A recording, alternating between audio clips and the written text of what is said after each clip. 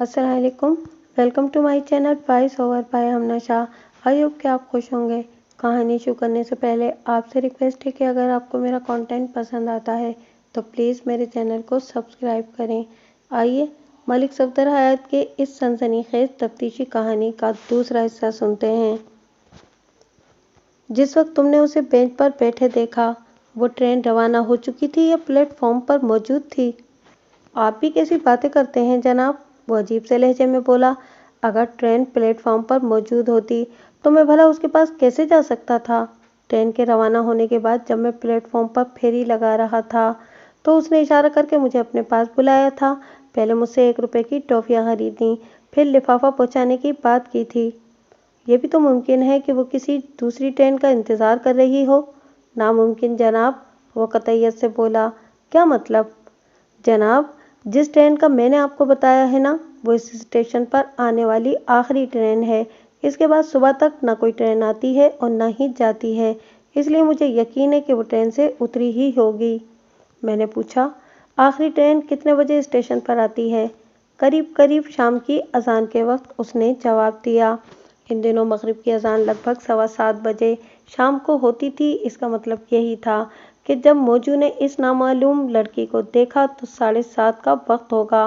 मौजू के बयान के मुताबिक वो अकेली थी, उसके साथ कोई मर्द नहीं था, लेकिन हालात और वाक़यात बताते थे कि दरिया के किनारे झाड़ियों में उसके साथ न सिर्फ दस्तदराजी की गई थी बल्कि इसे तशद्दुद का निशाना बनाने के बाद इसकी असमत दरी भी की गई थी और इसके बाद ज़दोकोब किया गया था।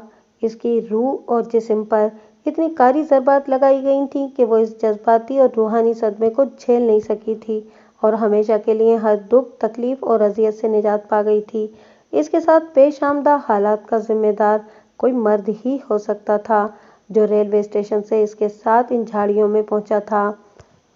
झाड़ियों की जानिब आने वाले कदमों के निशानात से अंदाज़ा होता था कि मकतूला इस शख्स के साथ अपनी रजामंदी से आई थी, जिसका वाज़ेह मतलब यही था कि वो इस शख्स को अच्छी तरह जानती थी।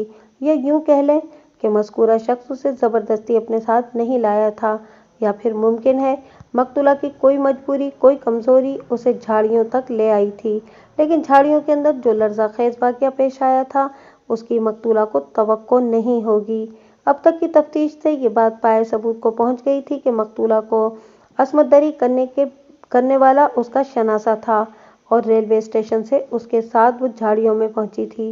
मैंने मौजू से एक अहम सवाल किया, काका, तुमने इस लड़की के पास कोई सामान वगैरह भी देखा था? वो तामुल करते हुए बोला, मेरा ख्याल है इसके पास एक छोटी सी गठरी थी जो इसने अपनी गोद में उठा रखी थी। इसके अलावा और कुछ? और तो कुछ नहीं था जनाब। मैंने पूछा, मौजू, तुमने बताया कि जब तुमने इस लड़की का लिफाफा इसकी माँ तक पहुंचाने से इनकार कर दिया था तो वो मायूस हो गई थी और प्लेटफॉर्म की बेंच से उठकर अंदर वेटिंग रूम में चली गई थी। फिर इसके बाद क्या हुआ था? इसके बाद क्या होना था जी, वो हाथ नचाते हुए बोला। जब वो वेटिंग रूम में चली गई तो मैं भी अपने घर चला गया था। बस आखिरी गाड़ी गुजरने के बाद प्लेटफॉर्म वीरान हो जाता है, इसलिए मैं काम ख़त्म करके घर चला जाता हूँ। मैंने पूछा, तुम्हारा क्या ख्याल है मौजू, वो लड़की रात वेटिंग रूम में ही रही होगी या कहीं चली गई होगी?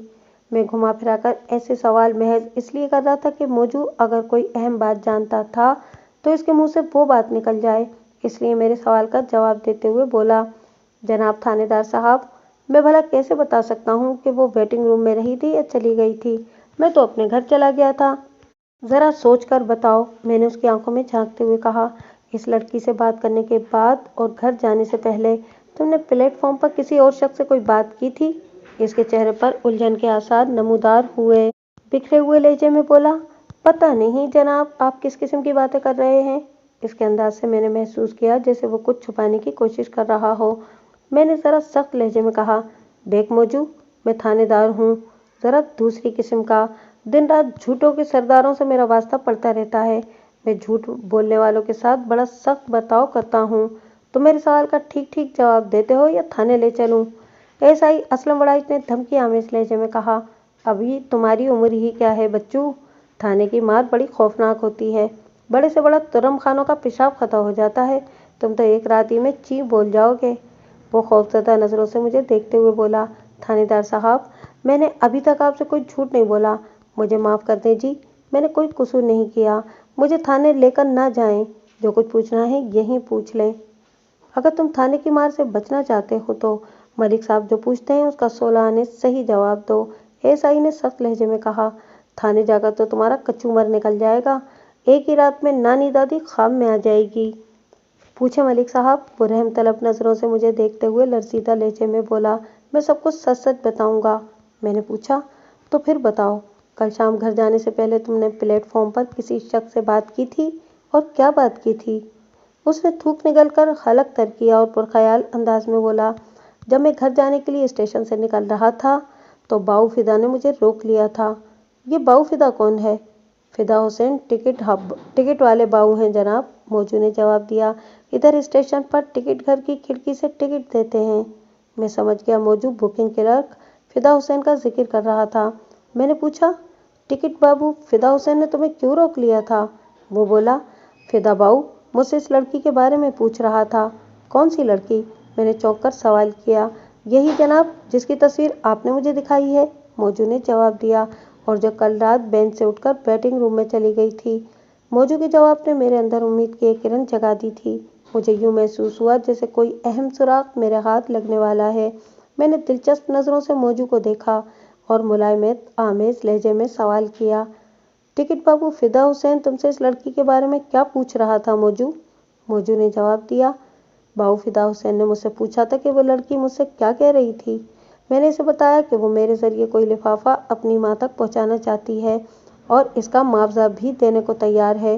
میں نے باؤ کو جب یہ بتایا کہ میں نے اس لڑکی کا کام کرنے سے انکار کر دیا ہے اور وہ مایوس ہو کر بیٹنگ روم میں چلی گئی ہے، تو باؤ فدا نے مجھے جھاڑ پلائی اور کہا کہ میں جھلا ہوں، مجھے اس لڑکی کا کام کرنے سے انکار نہیں کرنا چاہیے تھا، بلکہ باؤ فدا حسین نے اصرار کیا کہ میں اس لڑکی کے پاس جا کر اس سے مذکورہ لفافہ لے آؤں، لیکن میں نے باؤ کے بسد اصرار کے باوجود بھی جب اس کی بات نہیں مانی تو اس نے کہا، اچھا ایسا کرو، تم اس لڑکی کو بلا کر میرے پاس لے آؤ، میں اس کا لفافہ اس کی ماں تک پہنچا دوں گا۔ مجھے اس کام میں کوئی خرابی نظر نہیں آتی، اور میں نے باؤ فدا کا پیغام اس لڑکی تک پہنچا دیا۔ وہ میرے تجسس کو ہوا دے رہا تھا۔ میں نے جلدی سے پوچھا، پھر اس کے بعد کیا ہوا؟ اس کے بعد کا مجھے پتہ نہیں جناب۔ اے ایس آئی نے کالر سے پکڑ کر اسے ایک ہلکا سا جھٹکا دیا اور سخت لہجے میں پوچھا، سچ مچ بتاؤ، تمہارا پیغام سننے کے بعد وہ لڑکی ٹکٹ بابو فدا حسین کے پاس آئی تھی؟ وہ رونی صورت بنا کر بولا، دیکھیں تھانے دار صاحب، آپ نے وعدہ کیا تھا نا کہ اگر میں سچ بولوں گا تو مجھے کچھ نہیں کہا جائے گا۔ اب یہ سپاہی مجھے پکڑ کر مارنے کی کوشش کر رہا ہے، اپنا وعدہ یاد رکھیں جناب۔ ہمیں اپنا وعدہ یاد ہے، اے ایس آئی نے خوخار نظروں سے اسے گھورا۔ اگر تم ملک ہوراں کے سوال کا صحیح جواب دو گے تو تمہارا بال بھی بیکا نہیں ہوگا۔ بتاؤ، وہ لڑکی فدا حسین سے ملنے ویٹنگ روم سے باہر نکلی تھی؟ سو نے رب دی سو، میں بالکل ٹھیک کہہ رہا ہوں، وہ گڑ گڑانے لگا۔ مجھے کچھ پتہ نہیں، وہ لڑکی ویٹنگ روم ہی میں بیٹھی رہی تھی یا باؤ فدا حسین کے پاس لفافہ دینے گئی تھی؟ اللہ پاک کی قسم، میں تو باؤ فدا کا پیغام اس لڑکی کو دے کر سیدھا گھر چلا گیا تھا۔ آپ مجھ سے بڑی سے بڑی قسم لے لیں، میں نے پیچھے مڑ کر بھی نہیں دیکھا۔ اس کے لہجے سے سچائی ٹپک رہی تھی۔ میں نے قدرے نرم لہجے میں کہا، ٹھیک ہے موجو، میں تمہاری بات پر یقین کر لیتا ہوں، مگر یاد رکھو، اگر بعد میں تمہارا بیان جھوٹا ثابت ہوا تو میں بہت بری طرح پیش آؤں گا، پھر کوئی تمہیں جیل کی سلاخوں کے پیچھے جانے سے نہیں روک سکے گا۔ اگر میں جھوٹ بولوں تو جو چور کی سزا وہ میری سزا، وہ مسکین سی صورت بنا کر بولا۔ میں نے کہا، بس ایک آخری سوال۔ ایک لمحے کی توقع سے میں نے پوچھا، جب کل شام ٹکٹ بابو فدا حسین سے تمہاری ملاقات ہوئی تھی تو وہ کہاں کھڑا تھا؟ میرا مطلب ہے کہ وہ ٹکٹ گھر کے اندر موجود تھا یا باہر پلیٹ فارم پر کہیں بیٹھا ہوا تھا؟ موجو نے جواب دیا، باؤ فدا حسین اس وقت بتی روم کے دروازے کے باہر کھڑا ہوا تھا۔ ٹھیک ہے، میں نے موجو کے کندھے کو تھپتھپاتے ہوئے کہا، یہ نہ سمجھنا موجو کہ میں آنکھیں بند کر کے تمہارے بیان پر یقین کر لوں گا، میں تمہاری باتوں کی تصدیق بھی کروں گا۔ آپ بے شک تصدیق کریں جناب۔ اس کا خوف قدرے کم ہو گیا تھا۔ اے ایس آئی نے کہا، اگر تمہاری ایک بھی بات غلط ثابت ہوئی تو تھانے میں لمبا لٹا دوں گا اور وہ چھترول کروں گا کہ آنے والی 7 نسلیں گنجی پیدا ہوں گی۔ موجو سراسیمہ نظروں سے پہلے اے ایس آئی کو اور پھر مجھے دیکھنے لگا۔ میں نے سرزش آمیز لہجے میں کہا، ان باتوں کا کسی سے ذکر نہیں کرنا، خاص طور پر باؤ فدا حسین کو تو اس کی بھنک بھی نہیں پڑنی چاہیے۔ آپ فکر ہی نہ کریں جناب، موجو پراعتماد لہجے میں بولا۔ سمجھ لیں کہ ہمارے درمیان کوئی بات ہی نہیں ہوئی۔ میں اپنی جیپ میں جندرڑ لگا لوں گا۔ میں نے موجو کو پلیٹ فارم پر ہی چھوڑا اور ASI اسلم بڑائچ کے ساتھ اسٹیشن ماسٹر کے کمرے کی جانب بڑھ گیا۔ اسٹیشن ماسٹر اپنی سیٹ پر موجود تھا۔ یہ ہماری پہلی ملاقات تھی۔ مجھے اس علاقے میں تعینات ہوئے زیادہ دن نہیں ہوئے تھے۔ میں نے کمرے میں داخل ہوتے ہوئے اپنا تعارف کرایا۔ میرا نام ملک صفدر حیات ہے۔ میں نے اسٹیشن ماسٹر سے ہاتھ ملاتے ہوئے کہا، میں اس علاقے کا نیا تھانے دار ہوں۔ پھر میں نے ASI کی جانب اشارہ کرتے ہوئے بتایا، یہ ASI اسلم بڑائچ ہے۔ اسٹیشن ماسٹر نے پرجوش خیر مقدم کیا اور ہمیں بٹھانے کے بعد ٹھنڈا گرم پوچھنے لگا۔ میں نے کہا، کسی تکلف کی ضرورت نہیں ہے جناب، دراصل اس وقت ہم ڈیوٹی پر ہیں۔ جی فرمائیں، میں آپ کی کیا خدمت کر سکتا ہوں؟ اسٹیشن ماسٹر نے خوش دلی سے مسکراتے ہوئے کہا۔ میں نے اپنی آمد کی وضاحت کرتے ہوئے کہا، میں اس وقت ایک قتل کی تفتیش کے سلسلے میں یہاں آیا ہوں۔ امید ہے کہ آپ قانون سے پورا تعاون کریں گے۔ قتل؟ اسٹیشن ماسٹر اپنی کرسی میں سیدھا ہو کر بیٹھ گیا، پھر پرتشویش لہجے میں بولا، کون قتل ہوا ہے جناب؟ ایک نامعلوم پردیسن۔ لیکن کسی قتل کی تفتیش سے میرا کیا تعلق ہے؟ اسٹیشن ماسٹر نے پریشان کن لہجے میں سوال کیا۔ میں نے کہا، جناب، آپ اسٹیشن ماسٹر ہیں۔ اس چھوٹے سے قصباتی ریلوے اسٹیشن کا سارا عملہ آپ کے نیچے کام کرتا ہے۔ ہم کسی پر ہاتھ ڈالنے سے پہلے آپ کے علم میں لانا ضروری سمجھتے ہیں۔ میں اب بھی کچھ نہیں سمجھا۔ اس کی آنکھوں میں الجھن تیر رہی تھی۔ ذرا وضاحت فرمائیں گے آپ؟ آخرکار اس نے کہا۔ میں نے مختصر ترین الفاظ میں اسٹیشن ماسٹر کو کلات جھاڑیوں میں پیش آنے والے واقعے اور دریا کے کنارے پائی جانے والی زخمی لڑکی کے بارے میں بتایا، اور ازاں بعد نامعلوم لڑکی کی موت کا انکشاف بھی کر دیا۔ پوری بات سننے کے بعد اسٹیشن ماسٹر نے سوال کیا، میری سمجھ میں نہیں آ رہا، اس پورے معاملے کا مجھ سے یا میرے عملے سے کیا تعلق ہے؟ میں نے وضاحت آمیز لہجے میں کہا، جناب، ہمیں معلوم ہوا ہے کہ نامعلوم مقتول لڑکی کل شام اس اسٹیشن پر کسی ٹرین سے اتری تھی اور ویٹنگ روم میں آپ کے بکنگ کلرک فدا حسین نے اس سے ملاقات کی تھی۔ پھر اسی رات بدقسمت لڑکی کو بڑی بے دردی سے بے آبرو کر کے موت کے گھاٹ اتار دیا گیا۔ ہمیں آپ کے ٹکٹ بابو فدا حسین پر شک ہے کہ وہ کسی نہ کسی طرح اس لڑکی کے قتل میں ملوث ہے۔ ہم در حقیقت فدا حسین سے پوچھ گچھ کے لیے یہاں آئے ہیں۔ اوہ! اسٹیشن ماسٹر کے منہ سے گہری سانس خارج ہوئی۔ تو یہ بات ہے، اس نے متاسفانہ لہجے میں کہا۔ اگر ایسا ہے تو میں ابھی فدا حسین کو یہاں بلواتا ہوں، آپ کو جو پوچھنا ہو پوچھ لیں۔ میں نے کہا، آپ کے تعاون کا بہت بہت شکریہ۔ اسٹیشن ماسٹر نے ایک چپراسی صورت شخص کو کمرے میں بلا کر ہدایات جاری کی کہ وہ فی الفور ٹکٹ بابو فدا حسین کو بلا لائے۔ چپراسی کے جانے کے بعد میں نے پوچھا، کیا فدا حسین اس وقت ڈیوٹی پر موجود ہے؟ اس نے دیوار گیر کلاک پر نگاہ دوڑاتے ہوئے جواب دیا، ہونا تو چاہیے، اس کی ڈیوٹی دن کی ہے۔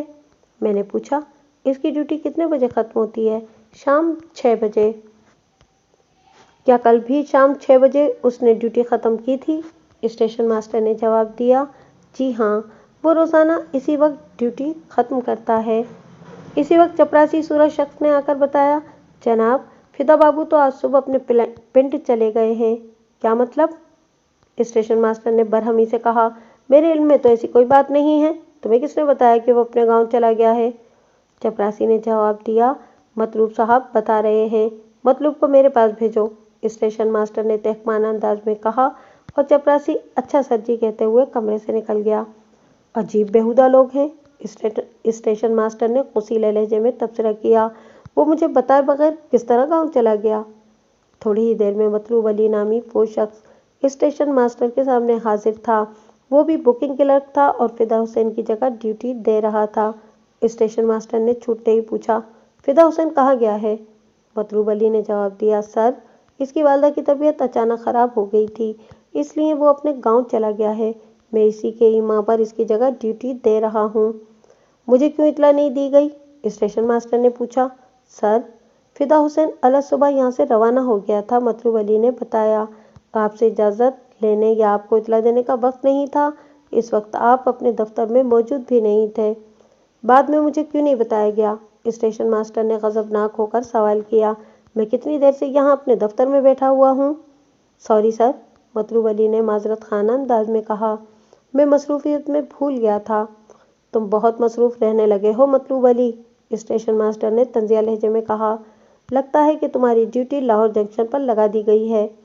वो माफ़ी तलाफी करके कमरे से निकल गया। मैंने स्टेशन मास्टर से कहा, जनाब, मेरा शक यकीन में बदलता जा रहा है। आपका टिकट बाबू इस नामालूम लड़की के कत्ल में बराह रास्त मुलव्विस है। मैं क्या कह सकता हूँ मलिक साहब, स्टेशन मास्टर के लहजे में बेबसी थी।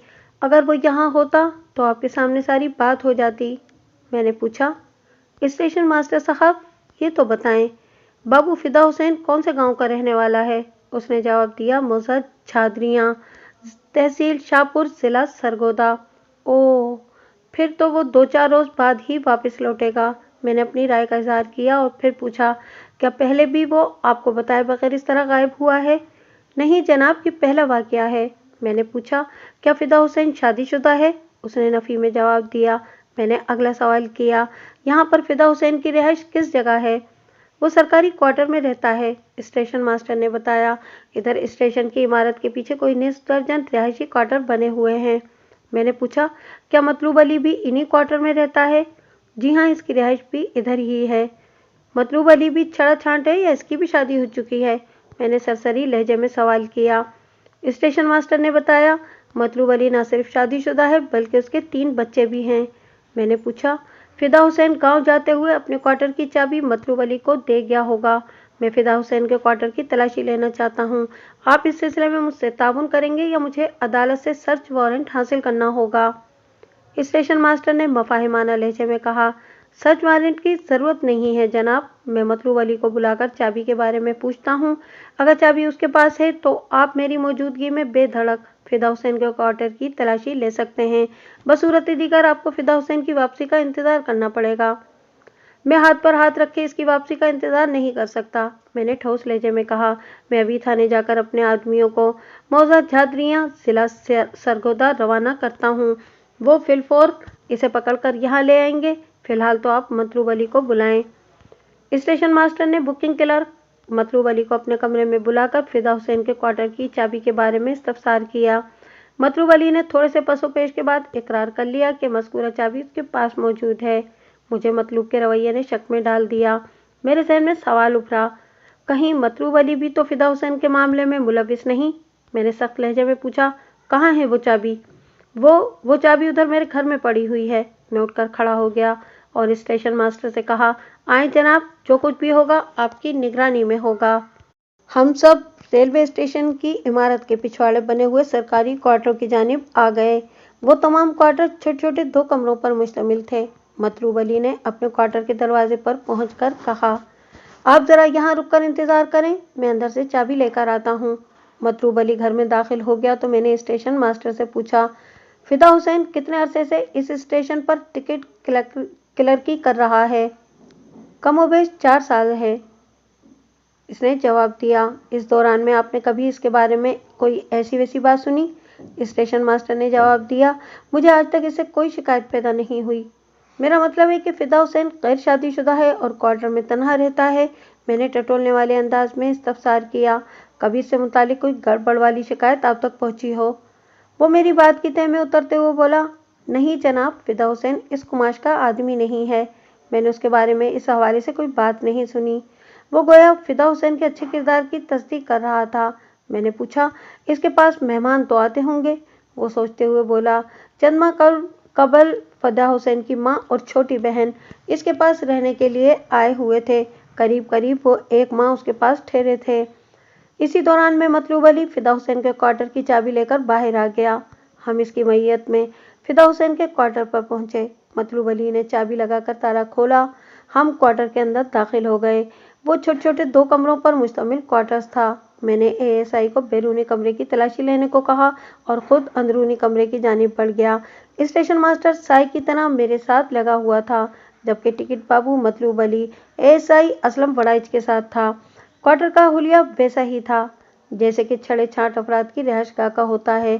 दीवारों पर फिल्मी अदाकाराओं की तस्वीरें चिपका थीं और कमरे में मौजूद हर चीज़ में बेतरतीबी झलकती थी। ऐसा महसूस होता था जैसे कई रोज से वहां सफाई ना की गई हो। मेरे कपड़े बिस्तर पर बिखरे पड़े थे। मैंने मुख्तलिफ चीजों को उलट पुलट कर देखा, लेकिन कोई काम की बात मालूम ना हो सकी। मैंने बिस्तर वाली चारपाई के नीचे झांक कर देखा तो दीवार वाली साइड पर मुझे चंद टूटी हुई चूड़ियां दिखाई दी। अचानक मुझे अपने वजूद में खुशी की एक लहर दौड़ती हुई महसूस हुई। एक छड़े छाट शख्स के कमरे में टूटी हुई चूड़ियों की मौजूदगी जो कहानी सुना रही थी वो किसी तारीफ या तारुफ की मोहताज नहीं थी। स्टेशन मास्टर भी चूड़ियों के इन टुकड़ों को देखकर चौंक उठा था। उसके चेहरे पर इस्तेजाब या तासुरात जमकर रह गए थे। मैंने बाएहतियात टूटी हुई चूड़ियों के टुकड़ों को जमा किया और इन्हें एक रुमाल में बांध लिया। इसके बाद मैंने बिस्तर को उलट पलट कर देखना शुरू कर दिया।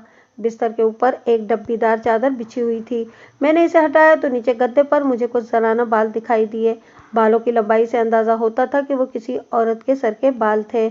ऐसे ही लंबे लंबे बाल कमरे के एक कोने से भी मिले। टूटी हुई चूड़ियों और जनाना बालों का पाया जाना खाली या जिल्लत नहीं था।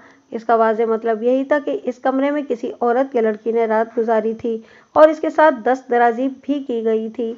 मैंने मायनाखेज लहजे में स्टेशन मास्टर से कहा, देख रहे हैं जनाब इस शरीफजादे के करतूत। वह हैरतज़दा लहजे में बोला, मुझे अपनी आंखों को से देखकर भी यकीन नहीं आ रहा है। ये दुनिया है जनाब। मैंने जनाना बालों को भी चूड़ियों वाले रुमाल में बांधते हुए कहा, यहाँ सब कुछ मुमकिन है।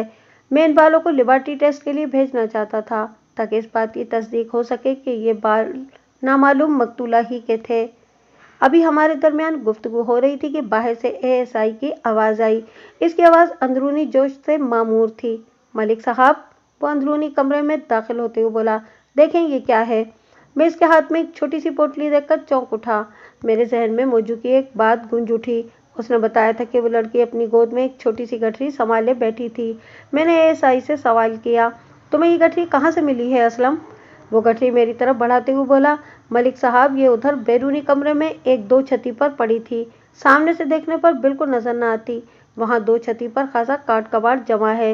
मैंने ऊपर चढ़कर जब काट कबाड़ हटाकर देखा तो उसके नीचे से ये बरामद हुई है। अब आप खुद ही देख लें अंदर क्या है। मैंने गठरी को खोलकर देखा। इसके अंदर दो जनाना सूट, एक प्रिंटेड रेशमी रुमाल, एक बंद लिफाफा और सस्ती किस्म की मेकअप की चंद अशिया मौजूद थीं। मेरी दिलचस्पी का सामान वो बंद लिफाफा था जिस पर मेहराबपुर का एड्रेस लिखा हुआ था और वो लिफाफा किसी जहूर बीवी नामी औरत के नाम भेजा जा रहा था। मैं मौजू की ज़बानी इस बंद लिफाफे का जिक्र सुन चुका था। इसने बताया था कि वो लड़की मौजू के हाथ कोई लिफाफा अपनी माँ को भिजवाना चाहती थी। इस लिफाफे को देखकर ये बात वाज़ेह हो गई थी कि वो लड़की अपनी माँ जहूर बीवी को कोई पैगाम भेजना चाहती थी और जहूर बीवी मेहराबपुर में रहती थी। मैंने खोले बगैर वो लिफाफा अपनी जेब में रख लिया। मैं इसे इत्मीनान से पढ़ना चाहता था। मुझे उम्मीद थी कि इस लिफाफे में बंद मजमून नामालूम मकतूला के पस मंज़र पर भरपूर रोशनी डालेगा। इस दौरान में टिकट बाबू मतलूब अली भी अंदरूनी कमरे में पहुंच चुका था। मैंने स्टेशन मास्टर और टिकट क्लर्क की मौजूदगी में फिदा हुसैन के क्वार्टर से बरामद होने वाली तमाम मुतल्लिका चीज़ों की फहरिस्त तैयार की और एहतियात के तौर पर इस पर स्टेशन मास्टर और मतलूब अली के दस्तखत करवा लिए ताकि सनद रहे और बावक़्ते ज़रूरत काम आए। इस कार्रवाई के बाद मैंने टिकट क्लर्क मतलूब अली को हिदायत की कि वो अपनी ड्यूटी ख़त्म करने के बाद सीधा थाने आए और अपना बयान नोट करवाए। उसने मुझे अजीब सी नज़रों से देखा और बोला, जनाब मेरे बयान की क्या ज़रूरत है, मैंने क्या कसूर किया है। बयान लिखवाने के लिए ज़रूरी नहीं है कि कोई कसूर ही किया जाएगा। मैंने ज़रा सख्त लहजे में कहा, तुम फिदा हुसैन के साथ काम करते हो, करीब करीब उसके पड़ोसी भी हो। वो तुम पर इतना एतमाद करता है कि तुम्हें अपने क्वार्टर की चाबी देकर गया है। इसका वाज़ेह मतलब यही है कि तुम इसके बहुत से पेचीदा और पोशीदा मामला से भी वाकिफ़ होगे। तुम्हारा बयान हमारे लिए बहुत मुफीद साबित होगा। वो लजाजत आमेज लहजे में बोला, आप खामखा मुझ पर शक कर रहे हैं जनाब। मैं फिदा हुसैन के बारे में ज़्यादा कुछ नहीं जानता। तुम जिस हद तक जानते हो वही बता देना। मैंने कहा, इसमें इतना घबराने की क्या ज़रूरत है। वो इमदाद तलब नज़रों से स्टेशन मास्टर की जानिब देखते हुए बोला, सर जी आप ही मलिक साहब को कुछ समझाएं। मेरे छोटे छोटे बच्चे हैं, मुझे कोर्ट कचहरी के चक्कर में न डालें। ओए बंदे दे पुत्र, स्टेशन मास्टर ने उसे डांट पिलाई। मलिक साहब तुम्हें बयान के लिए थाने ही बुला रहे हैं, कोई फांसी तो नहीं लगा रहे। वो कदरे मुतमईन हो गया, लेकिन इसका खौफ पूरी तरह ज़ायल नहीं हुआ था। इसकी आंखों में अभी तक तशवीश की परछाइयाँ हिलकोरे ले रही थीं। میں نے فدا حسین کے کوارٹر سے باہر نکلتے ہوئے کہا، مطلوب علی، تم اس کوارٹر کو دوبارہ تالا لگا دو۔ اس نے میری ہدایت پر عمل کیا۔ وہ تالا لگا چکا تو میں نے کہا، اب یہ چابی اسٹیشن ماسٹر صاحب کو دے دو۔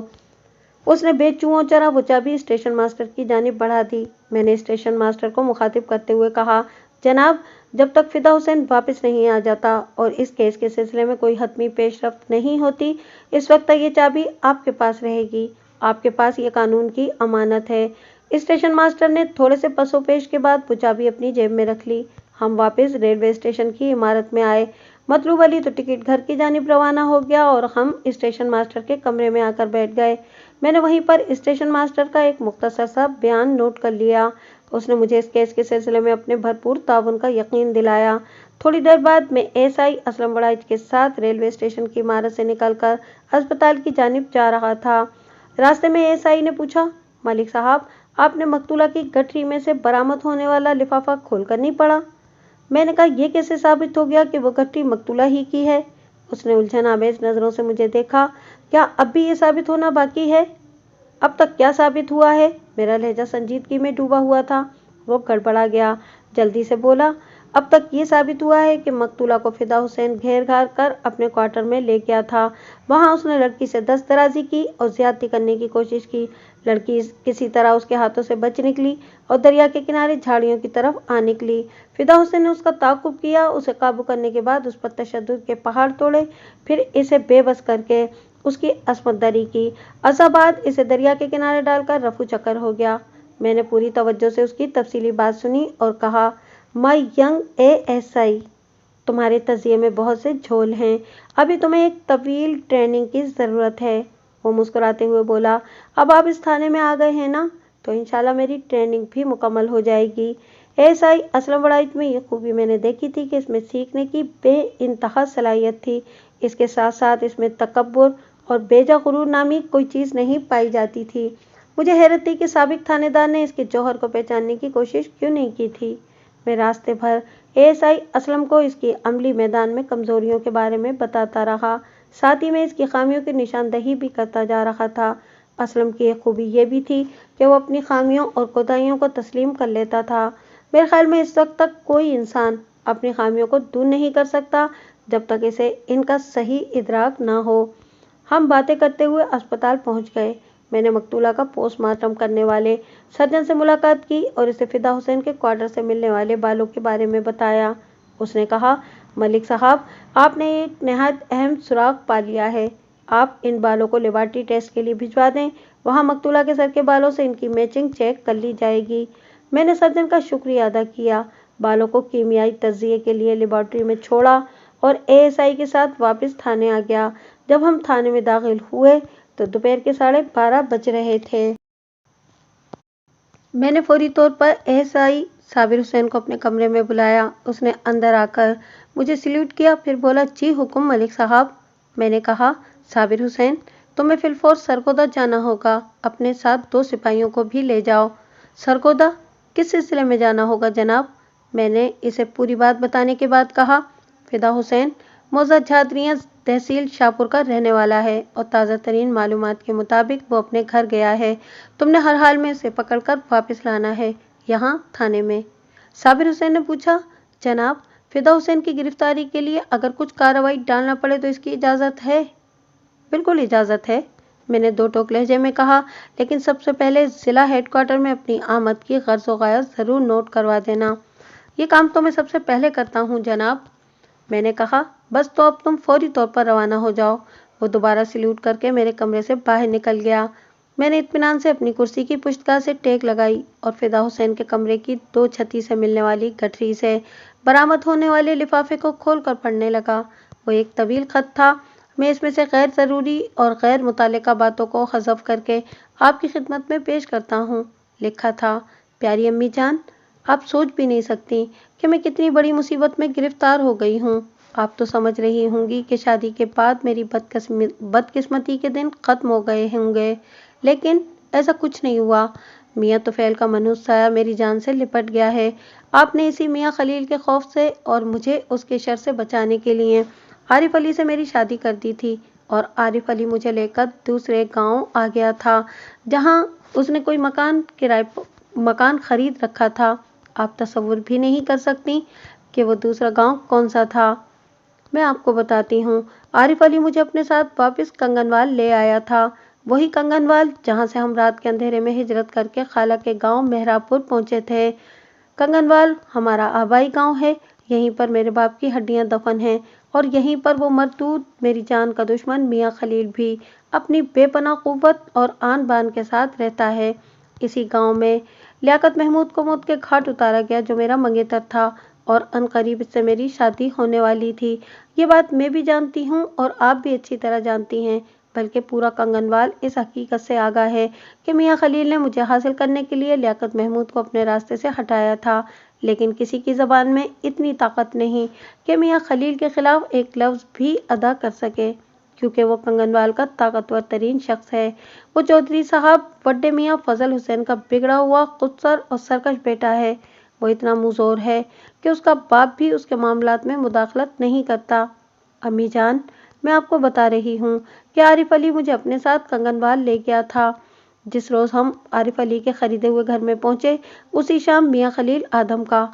उसने आरिफ अली को डराया धमकाया और दबाव डाला कि वो मुझे तलाक दे दे। मियाँ खलील का कहना था कि मेरे अब्बा ने उसके साथ मेरी मंगनी कर दी थी, लेकिन मैं अब्बा की वफात के बाद अपनी माँ के साथ फरार हुई थी। इस मौके पर आरिफ अली का रवैया मेरे लिए हैरत अंगेज था। वो मेरे तहफ़्फ़ुज़ में मियाँ खलील के से टकराने के बजाय उसके आगे गिड़गिड़ाने लगा। मुझे आरिफ अली पर शदीद गुस्सा आया, लेकिन मैं बेबस थी। बहरहाल मियाँ खलील ने आरिफ अली को सुबह तक सोचने का मौका दिया और यह कहकर चला गया कि वो सुबह दोबारा आएगा। अगर आरिफ अली इसकी ख्वाहिश के मुताबिक मुझे तलाक देने पर तैयार हो गया तो ठीक है, वरना हम पर वो मुसीबतें नाजिल कर देगा और मुझे ज़बरदस्ती छीन कर ले जाएगा। अम्मी जान, आप मेरी दास्तान अलम सुनकर यकीनी तौर पर खून के आंसू रो रही होंगी, लेकिन मैं अपना दुखड़ा आपके सामने ना रोऊं तो ये ज़ख्मी दिल चीर कर किसे दिखाऊं। मियाँ खलील के जाने के बाद मैंने आरिफ अली पर अपना गुस्सा उतारा। तुम कैसे मर्द हो आरिफ, मैंने सख्त लहजे में कहा। मियाँ खलील तुम्हारी गैरत पर खाद डाल रहा था और तुम उसके सामने गिड़गिड़ा रहे थे। वो जुज़्बुज़ होकर बोला, मैं मसले से काम ले रहा था शादा। अगर मैं मियाँ खलील के सामने ज़्यादा अकड़ दिखाता तो मामला ख़राब हो जाता।